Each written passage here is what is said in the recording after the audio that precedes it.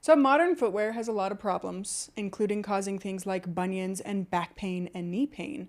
And that's kind of the norm, like your feet being squeezed by these terrible shoes that are super narrow. And I know everybody loves their Nikes, but they are so narrow. Or I was a Converse girl myself growing up in high school, and again, super narrow, no support, but super narrow squeezing of the toes. What have you found? Because you've also transitioned to primarily barefoot wear. Absolutely. All I wear is the barefoot style. I do have some shoes that do come a little more narrow in the toe box, but as long as it has zero support, I'm happy. I want my feet to be the agent of support. I want those muscles to be working. I want my gait to be a natural gait. Yeah.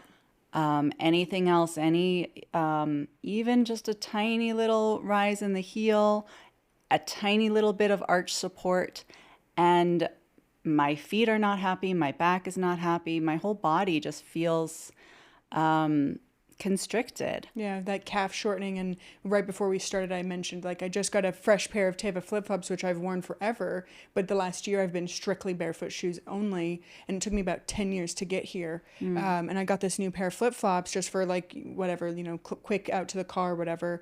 And my back, even just wearing them for 10 minutes, my back was like really upset. Yeah. And if you look at a side view of a Teva flip flop, they totally have like a decent heel to toe rise. Absolutely. And dang. Right, right. You can't walk how your body was intended to walk. Nope.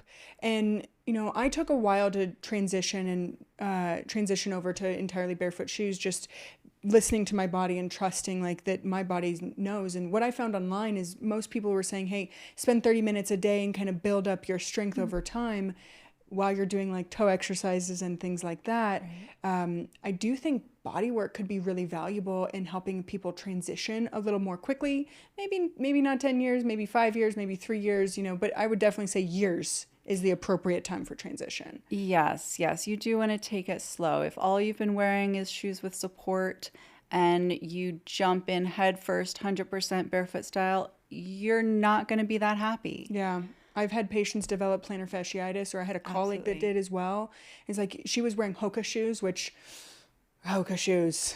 Oh my Right, God. right. And for those that don't know, Hoka shoes, I call them cloud shoes. They have like 2 inch, 2.5 inch Huge, heels. huge. I They're look at super them fluffy. and I'm like, what are you doing? What Yeah, are you thinking? right. It also took me years. I can't remember how many, but absolutely. And if you're a runner, you want to take it extra slow. Okay. If you're used to shoes with support and you get a barefoot style running shoe and you go out for miles, you're not going to be happy. Yeah. If it's just everyday shoes, you know, get a pair, wear them some of the time, Yeah. and slowly transition the rest of your shoes. I have barefoot style winter boots, sandals, cute little slip-ons. It's all the shoes that I used to wear, all the boots that I used to wear, they sit in a bin and they never ever get used. You could probably sell them. I probably Probably, could. probably could, because shoes are just like a good pair of shoes lasts. I'm actually, there's a shoe repair guy here in town. What are they called? That's right. Cobblers. Yes. And I'm getting him to repair a pair of my cuter barefoot style shoes. So there is that, you spend a little extra money on something, you can go and find a cobbler in your town. If we have one in Montrose, there definitely is Right. one in other Right. places. Yes. And bodywork can absolutely help your transition. Yeah. The thing about transitioning to barefoot style and embracing a natural gait is your body has to remember what a natural gait feels like. Totally. And for a lot of people, that's not something they're used to. Because we go from the heel strike to the forefront or like midfoot strike. So that's a little more of a natural movement on our foot. Right, right. So when you talk about a natural gait, you want the whole foot. It's and it's going to be a little bit different for everybody, but you really want to be engaging the whole foot, heel, midfoot, toe, heel, midfoot, toe. You want that toe hinge. You want, so in my practice, I talk about the fact that your legs, so anatomically, your legs start at the top of the leg with, at the top of the femur, but functionally, Your legs start at the top of the psoas. Yeah. So we have these long legs. And when you're walking with long legs and you have a natural gait, it should feel fluid, it should feel comfortable. And the other piece that I talk about that barefoot style shoes really help with is if you imagine that you have eyes on the bottom of your feet. With each step, you want those eyes to be looking deep into the earth. And so there's this feeling of opening through the foot. This allows the bones of the feet to spread and support. And that's base of support can travel up through the whole body. Right. Yeah. The foundation are our feet. And so this is where we put that protective shoe on, and it really creates dysfunctional patterns, and it makes you see it on the shoe, like the drag marks on the heel, the drag marks on the inside of the toe right here. It makes it tough for our body to have that long leg. And even that cue when I've worked with you, that's a tough cue if you're not used to thinking about, and you don't have to be an anatomist to understand this, is like your psoas starts sort of right about where your rib cage is, but deep in your back. And if you just imagine that extension all the way through your feet. I know we're talking a little bit like ethereal here, but understanding this, we're talking about getting into the fascia of the body and using our entire body rather than just like, tromping around on our feet like a toddler. That's right. A bit dramatic, but you know what I'm saying. Right. And so fascia is at the root of what Rolfing is. Yeah. So I'm a Rolfer. I think in terms of whole body. So the concept of Rolfing is about whole body integration. It's about finding balance. We are one unit, but so much of our lives is divided up into pieces. Right. And this also applies to most of our bodies. Yeah. We also have lifetimes of habits and patterns and injuries and traumas and emotional traumas and all of the things. Our entire lifetime is reflected in our bodies. Yeah. So what Rolfing is about, it's first about noticing. Because many of our habits and patterns are deeply unconscious. We hold our bodies in certain positions every day. We're not even aware of these positions, but the body will take on the shape that you put it in most. And these habits and patterns are deeply ingrained in our nervous system. They create imbalances in tremendous ways in the body. And so the awareness piece, first, just understanding what positions you are putting your body in every single day. What habits do you take on? Most of us are very, very forward oriented. Yeah, the computer stuff.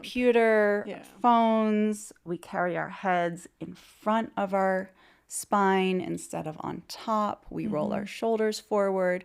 We sit hunched over. We sit on our tail. As our legs are crossed, yes. Right, and our legs are crossed, which, I mean, like this chair is a perfect example of terrible posture. Totally. I'm sitting in a bucket.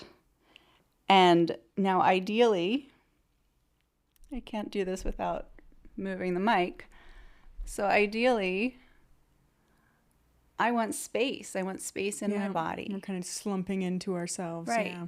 So Rolfing is about bringing awareness to all these pieces. And we do that by working with and through the fascia. Yeah. What is the fascia? So the fascia is quite literally our organ of structure, our organ of posture. Okay. The fascia is the connective tissue that wraps, coats, connects, and spans every single part of the body. If you removed everything except the fascia from your body, you would have a perfect outline of our body. Every single thing in our body. So this wrapping, this connective tissue, is supposed to be a sliding, gliding surface. And in many cases of injury or trauma, we contract, Right. we protect, right? The nervous system is very, very good at protecting us, keeping us safe. And to do that, what happens is we get these areas that are contracted and tight. Our bodies can build up additional layers of fascia to support things that need additional support. For example, when we hold our head in front of our spine, the body seeks stability in any way it can. And the way that it can do that is build up layers of additional fascial layers right here. And we get that dowager's hump. Right? We have this heavy head. Right. If it's in front of our spine, our body knows it needs to protect that. Yeah, and that really would show up important as like structure. not only the like actual hump, right, but also like tenderness in that area. Pain, Right. tension. Like holding. What's the other word people say is like, I'm thinking about my husband who's got a dislocated shoulder and he favors it. He intentionally will like guard and support that area. Absolutely guarding. And we all do it. I've Right. got injuries too that I know, like, oh, I'm a little more mindful of the way I step because I had an old knee injury. Absolutely. So becoming aware of how we are positioning, how we are holding, where we're guarding, where the still points in our body. Yeah. And what Rolfing does is it's a direct touch modality. So we're working physically in the body, but what we're really working with is the nervous system. Yeah. Because it is the nervous system that governs the tone of your fascia. Exactly. So what we're doing is we're having a conversation, and we're through our touch receptors, through deep pressure, through energy transfer. I mean, it's all energy, right? Everything in our body.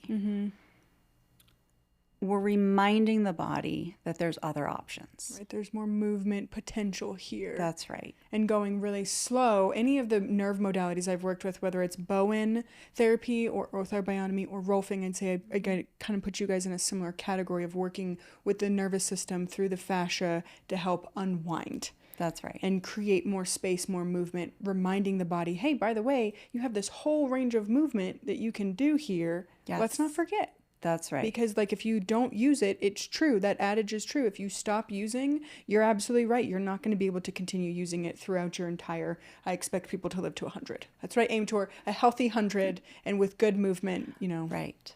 Right. So Rolfing is about reminding the body that there are other ways of being and that it is one unit.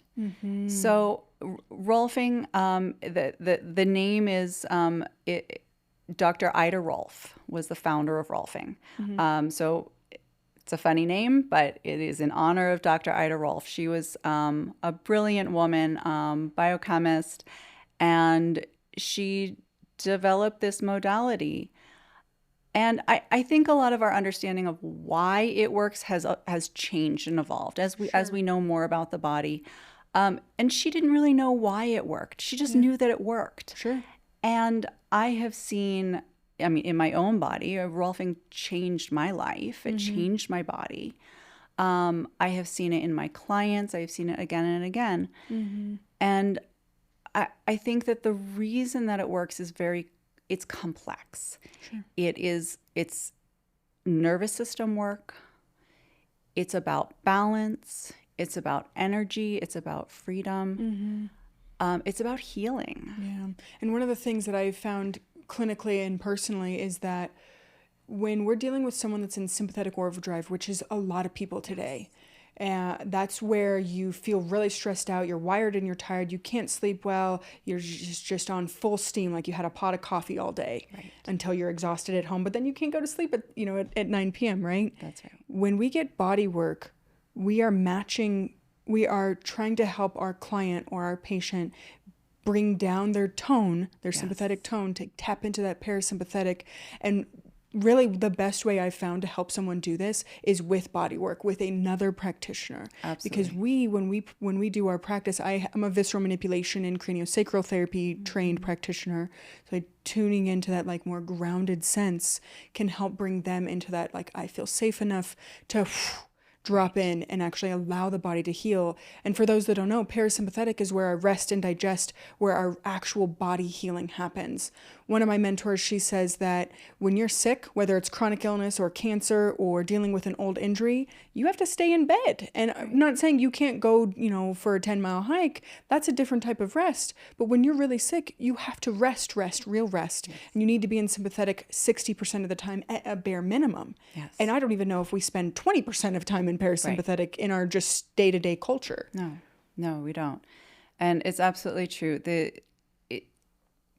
It's possible to heal all by yourself. It is. But it is so much faster and easier when you have another person's input into your system, and you're creating safety for that person.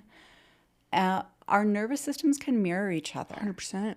And there's something about a practitioner-client relationship, especially with body work, that helps that body on the table drop into parasympathetic so much quicker than if we were by ourselves. Totally. And it's that energy input, that transfer, that for sure assists in that dropping in, the down regulation of the nervous system. And then the awareness piece, the client can begin to notice. I remember this was years ago, and it was 2 years following a very traumatic injury. It was a physical injury coupled with a severe emotional trauma. Yeah. And I was sitting on my couch, and my shoulder dropped. And it was notable because that was the first time my shoulder had relaxed in 2 years. Wow. And I had no idea that I had that constant holding pattern, tension to draw that shoulder up towards my ear. Right. That habituation, it becomes unconscious, like you said. I had no idea. It's protective. And so many of these things, we don't know we're doing it until we experience the opposite. So during the process of Rolfing, and it is a process, like Rolfing, so fascial loves to move, but it does so slowly. You cannot rush a body into healing. It's not possible. So during the process of Rolfing, we get to experience and notice all of these pieces, these patterns in our body of holding, of tension. And we begin to allow. It's not about forcing change. It's not even about asking our body to change. It's just about allowing and noticing. Right. So much of our traumas, it just wants to be seen. Seen and felt and experienced. Right. And then the body can and wants to let go. Right. But these things want to be seen. Ida Rolf has a great quote. I'm going to read it. And this is at the root of why Rolfing works. So I'm gonna read it first. This is the gospel of Rolfing. When the body gets working appropriately, the force of gravity can flow through. Then spontaneously, the body heals itself. And so what she's talking about here is that when the body is balanced, not only with itself, but then we're always acting within gravity, within the force of gravity. So a balanced body is also balanced in gravity. It's not too tight here, too loose there. Right. It's balanced. And then the healing occurs. It's not about what I am doing to a body. It's about noticing, allowing, Yeah, creating creating space. space, Yeah. and allowing the body's natural healing ability to occur. Yeah, that innate healing intelligence. We talk about that in naturopathic medicine. Chiropractors have it, the vital force. It's any of us that are in these kind of like more quote unquote alternative medicine worlds, like we understand the difference between life and not life. Right. Right. And like that, we have this flexibility and movability. I know that's not quite a word, but that allows us and gives us that ability to create space. I came to see you because I had a really traumatic birth. Traumatic in that it was very long. I don't feel emotionally distraught from it. Like I had a really good support team and I feel really gracious for that. But man, I'll tell you, 45 hours of active labor, that definitely does a number on even the most conditioned body. Yes. And I didn't even realize how much my pelvis was not moving until I was working with you. And I was like, oh my God, it is literally like stuck. Right. And you can see I'm sitting in a chair and I'm not having pain. Yes. You know, it kind of comes and goes. But, you know, I think your work was really vital for helping my body begin that recovery process after my long labor.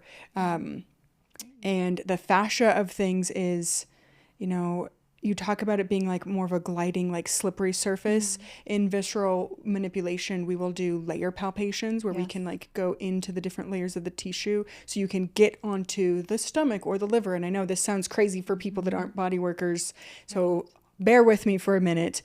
It should feel that slippery, but when you've had an injury, whether it's physical or emotional, the tissue kind of glues together to protect that area.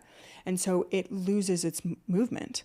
And by doing body work, by exercising and exercising slowly, not just like heaving crazy amounts of weight and going as fast as you can, like really like going slow and steady with even your bicep curl. Like, can you feel those muscles gradually tighten and pull and get stronger to fully flex your arm? That just going a little bit slower and you'll get that sense. The piece that was most, I think, profound for me is that I've had neck pain since a car accident. And it comes and goes. Sometimes it's worse. Mostly it's this just there, like low grade, maybe 3 or 4. And I realized my pelvis was hugely connected with my upper neck pain that I've been experiencing. And if I can let my pelvis relax and kind of roll forward a little bit, that neck pain goes away. And I'm like, wait a minute. What? I thought it was this neck thing in my neck. I just got to keep working on my neck. This is the thing that's weird about pain, is pain in an area may not be the area that's the problem. Absolutely. And that's such a, even still, I'm like, wait a minute, that doesn't make sense, but it hurts here. You're telling me my pelvis is the thing. Absolutely. What? Ida Rolf has a great quote about that too. And it's where you think it is, it ain't. It ain't. It ain't. I would agree with that most of the time. And it goes back to the fact that the fascia is this web that connects all of us. We're connected head to toe. I use the analogy of a sweater. You know, a sweater is knitted out of one long piece of yarn. And if you have a pull in the sweater down at the bottom, you have a loose thread and you have a pull, it's not just affecting what's happening down here. It's happening all the way up. And so you might have shoulder pain because of something that is happening down in your hip. Right. When it's like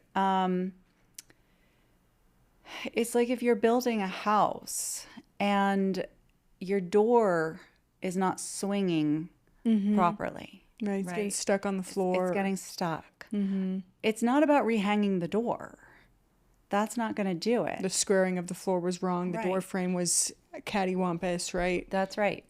In Rolfing, we talk about the concept of tensegrity, which this was a concept of Buckminster Fuller, and it's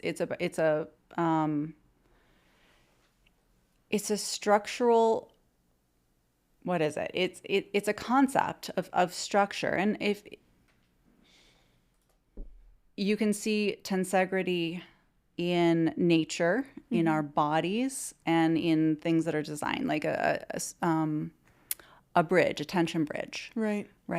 So in our bodies, our fascia needs to maintain tension Right.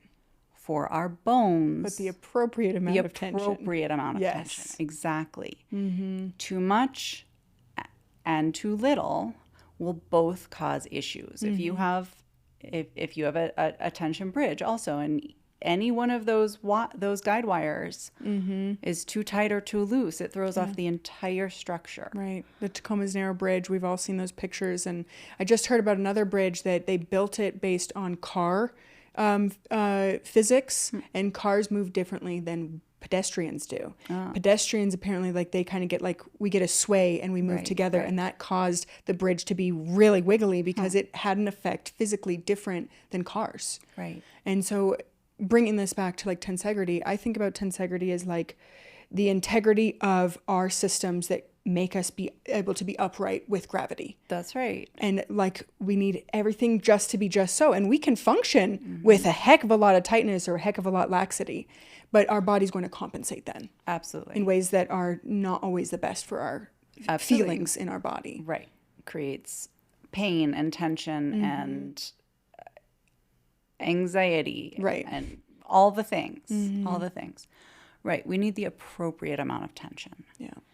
And for some people, this is harder than others. Those of us who are on the hypermobile spectrum, this is an added challenge to our lives because, and I speak as someone who is hypermobile, because our bodies are simultaneously too tight and too loose. Yeah.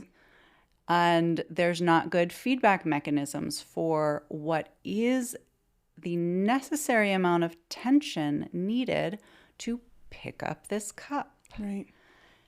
To move through the world. To write. This was a big one because I'm also hypermobile, and like always my teachers are like, why are you writing so hard? Why are you writing so hard? And I'm like, I'm just writing. Like, what do you mean I'm writing hard? Like I'm breaking pencils and things, and they're just like, you're writing too hard. And that's how I write. So I use a pen because that helps me not have to press so hard, because I can just like, it helped me create that like feedback of, I don't need to press so hard. Absolutely. Bend my fingers in a weird way. Right. I only use one very particular type of pen where I don't have to press hard. Yeah. Because again, my body doesn't give me that feedback of how much tension is necessary. Yeah. But we can learn. And so I said earlier that Rolfing changed my life. I had multiple car accidents when I was a teenager. I was a terrible driver. And Yay for living. Absolutely. I had multiple whiplash injuries that were never addressed. So I had a chronic head forward position.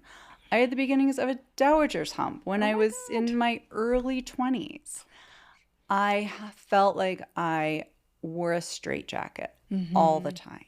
Right. Yeah. This kind of extreme posture, like the Hunchback of Notre Dame type of style. Yes. And any photograph that I looked at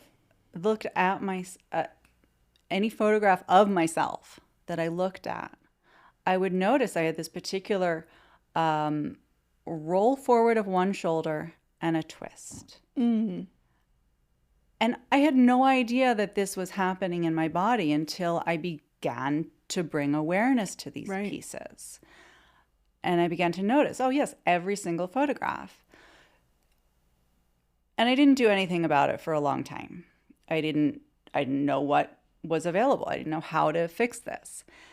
And it was after an acute injury. I had that injury that I talked about earlier where I held my shoulder up. Yeah. So that was a traumatic shoulder dislocation. And I had pain every time I breathed in because my ribs were out of place. And even though the shoulder, was back in place, it was a mess. And so I sought out a bunch of modalities to help me heal, help me get through this. And I'd heard about Rolfing years before, but it wasn't on my radar. And then my brother had found a Rolfer to work with he's a coder. And so he had some tendonitis through his arms. Sure. So Rolfing came back on my radar, and I was like, what the heck? I went through the Rolfing is often done in a series of 10, and that takes the whole body through the process. So I went through the Rolfing 10 series, and not only did it help that acute injury of the shoulder dislocation, it also helped address many of the emotional components that were part of that, because we store all these experiences in our tissues, in our fascia. Yeah, what is it? Bessel van der Kolk, the body keeps the score. Absolutely. Right? We hold on to these experiences. We don't let them move through us. We just hold on, because many things are so painful, we don't know how to deal with them. We don't want to look at them. Exactly. Even at a young age, we may not understand like the context of the emotion that comes with it. I mean, car accidents are very scary, and there's a range of severity of car accidents, but you can be very hurt in a simple fender bender even. Absolutely. Yeah. Right. So it helped that acute injury. It helped me let go of some of the trauma of that injury. And it also addressed the whiplash injuries from a decade before. Yeah.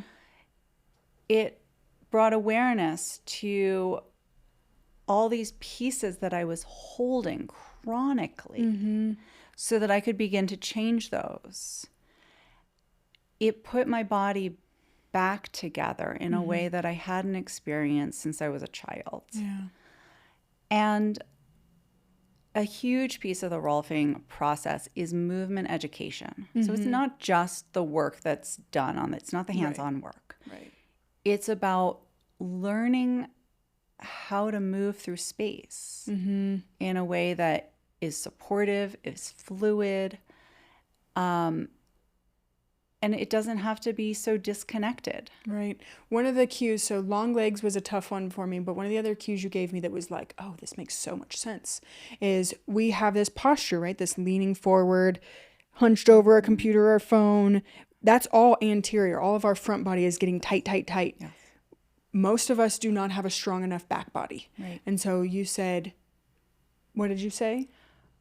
Bring awareness to the space behind you. Exactly. And that like helped me to relax my front body and tune in a little bit more to my back body, which is where we are supposed to have our primary like hold structure. And it's not supposed to be this squeeze forward. And so many of my patients that deal with anxiety, it's like, I feel this tightness in my chest and I can't breathe. And how much of it is because of the way we're living and moving through the world that's unconscious. Absolutely. Because we're sitting, and it's not just sitting on our phone, which, has the whole world at our hands, but it's our posture. Right. It's very hard to breathe and breathe well when we're rolled forward, and we can't let our lungs, which come all the way up to here, up past our collarbones, they can't fully expand when we're hunched over in that position. That's right. And it's a very sympathetic state. And so one of the fastest ways to ground and to bring in that parasympathetic state is to simply become aware of the space behind you. It opens up this whole world. Yeah. Of softness, of space, and grounding. The other thing, too, I just thought about this is like, what do we do when we're really scared and we're trying to protect ourselves? We're curl up in a fetal position. That's right. And that protects all of our vital organs. And so it's literally a protective posture that we're sitting in and working in a predominant way. Wow. We create a lot of our own. We create a lot of our own shenanigans. Absolutely. Yeah. Yeah, owning that may not be simple for a lot of people, but yeah, absolutely. We make ourselves feel not safe, and then we watch our true crime TV and expect to feel safe. Right. I wonder. That space in our back body, though, and this is where like going barefoot shoes really helps, because we create unnecessary and unnatural tension by wearing high-heeled shoes. And I'm not saying high heels like stilettos. I'm saying, the Chaco heel or the Hoka shoe heel that creates tension in our calves, our buttocks, all the way into our back. Right. And really into our head, too, because that's the back superficial line. Yeah. Yes, absolutely. So body work, tuning into the parasympathetic, helping our body heal, allowing there to be space, creating awareness. That's really, the awareness allows us to shift our habits. It's not just about changing our shoes, but how we sit, how we I don't know. I'm a side sleeper. That's something I've not really been able to change. So I know that I'm going to maybe have a little more tension in my armpit area just because I sleep on my side. And knowing those pieces, what else?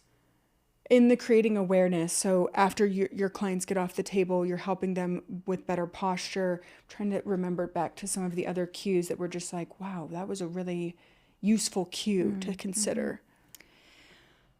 You know, one of my absolute favorites is let the front of the spine be long. And this one cue can help open up that entire front line of the body, allow it to be longer and softer. And again, with that forward orientation, we shorten the space between our hips and our shoulders. Yeah. We compress everything here, and our digestion suffers, and we have neck pain and shoulder pain. So allowing ourselves space, allowing the front of the spine to be long. Yeah. All of a sudden, our shoulders can more naturally fall down and back. More naturally, our head can sit on top of our spine instead of in front. Right. And letting the front of the spine be long also makes us aware of the fact that of how we're sitting. Are we sitting on our tail? Or can we allow... So I talk about the bowl of the pelvis. And when we're sitting, if that bowl were filled with water, we want that water to be slowly trickling out the front. We want a very slight anterior tilt. And what this does is it allows the spine to float out of the bowl of the pelvis and not be crunched You're sitting on it. your tailbone. You should be sitting on your sits bones. Those are the pokey bones in your butt. That's right. We want to be sitting in the center of our pelvic diamond, on our perineum. And then all of a sudden, the front of the spine can be long. Yeah. We can have more freedom there. So there's this magic that can happen when first we have awareness of what we are unconsciously contracting and holding. And there's some very common areas of holding. We hold our femurs tucked into our pelvis. We don't need that tension there. No. We hold tension through our inner thighs. We don't need that tension there. We hold tension through our sternum. We don't need that tension there. Right. So gaining awareness of what are your habits, what are your patterns of holding. Inviting some softness. The hands-on work, a conversation with your nervous system, feeling safe enough to let that go, responding through our touch receptors, responding through energy, balancing these pieces that were too tight over here, were too loose over here. And then the movement cues. These are the big things to get that feeling of freedom in your body. And it's a cognitive concept at first. You might have to think about it. But then once you get that feeling in your body, you need to let your body do its job. Let your body do it and stop thinking about it. You don't want to overthink any of this. It's a feeling. But just like when you're learning any new skill, like there's some, you're learning to ride a bike. You have all these concepts of what it is to ride a bike, but you got to get that feeling of what it feels like to ride a bike. Yeah. So it's like that. So you use these concepts, these cues as a way to get yourself there, and then the body can do the rest. Exactly. And then we're able to let it go. I really like that. It's like we need to focus on things as we learn these concepts, but it's a feeling, not a thinking. You can't think your way into like releasing your pelvis. You have to allow your body to gentle into it. And I snowboard, and one of the things is like, oh, well, aren't you scared that you're going to hit trees? Well, just don't think about the trees. Think about the path in front of you. And that's the same thing of like, yes, that's that danger. But if you think about only the trees, you're just going to hit the trees. So you're overthinking and not allowing your body to do what you've been working on doing. Support itself. I like this tall spine too, or like what did you say? Let the Front spine be long. And that really gives way to feeling into your back body. Yeah. Because that's where we should be holding our primary posture, where that's where our bigger muscles are. And interesting that so many people's spaces of holding is the femur stuck, shoved into the pelvis, the inner thigh tension, the sternum, the chest tightness. Those are all because we're sitting one posture, but two, like we're trying to hold ourselves because we're not using our back body. That's right. This is so interesting. And you know, how does this translate to people that don't have access to a Rolfer, financially can't afford?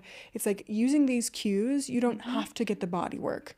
We've said that it's much easier when you have someone mirroring, and this is your mirror neurons. Like this is part of our nervous system when we can tune into that more parasympathetic with another human, or humans, or horses, if that's your predilection. Like horses have a huge healing potential for humans. Is thinking about these cues yourself. Absolutely. And then allowing them to become a feeling in your body, and what changes can then happen. I'm trying to think back. The first time I got body work was after that car accident in 2012, and it was craniosacral therapy. And I had already stopped doing ibuprofen by this time because of some other health issues that I took too much ibuprofen and caused. And got some craniosacral done, and the release, because again, craniosacral, like Bowen, like Rolfing, creates space so the body can flow, basically. That pain is stagnation, and it's holding of an area, basically, for dear life, for better or for worse. Absolutely. Like it keeps you feeling safe. Yeah. You know, it stabilized you in that moment that you needed it, but do you need to now continue to hold that tension there? And can you let go and, you know, not have your bowling ball of a head be toppling forward that's creating all this extra tension and fascial buildup in your neck? And have you ever done cadavers? No, I haven't. This area, this back of the neck, is insanely difficult to work on. And my cadaver wasn't even that old. Like he was in his early 60s that I primarily worked on. We did a year long of cadaver. We called it gross lab. Gross anatomy lab is what it's referred to. And this area in the back was by far some of the hardest area to work on just because of the thick fascia. And I think my guy was a mechanic. And so like that's a lot of hunching over, similar to computer work, but in a different way. So it doesn't matter what your work is, what your fun activities that you like to do, you have a body.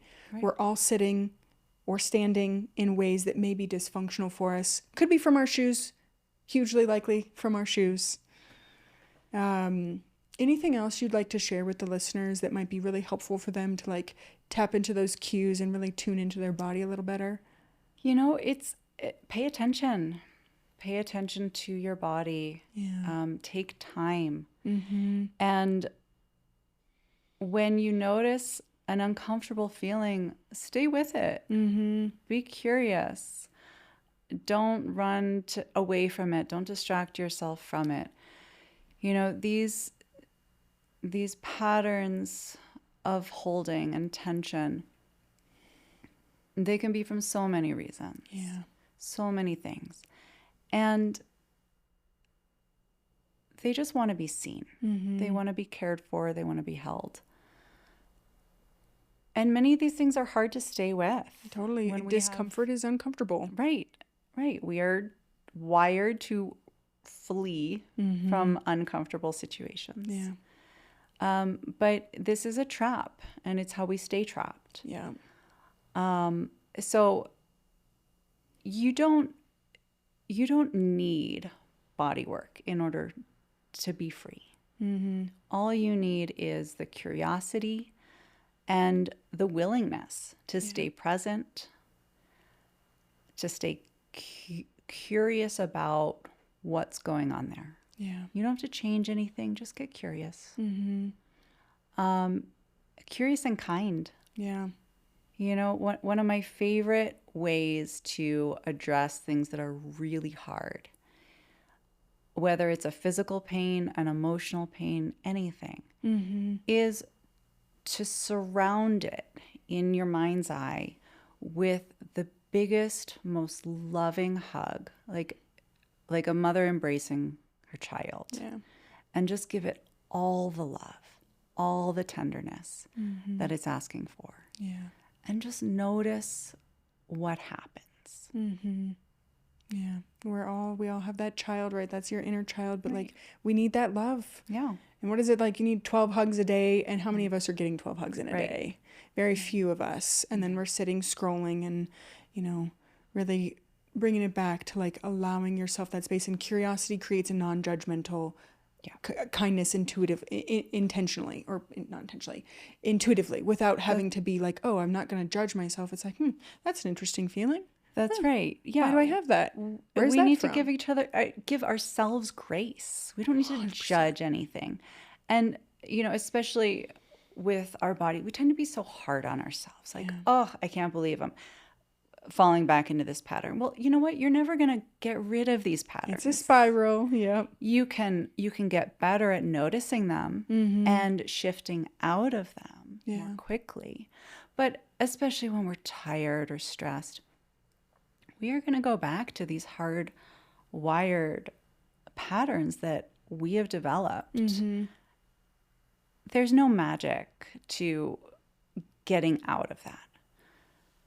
The magic happens when you give yourself grace, when you understand that these are all part of this complex and beautiful human experience, and that you can learn new tools, and you can form new patterns and habits.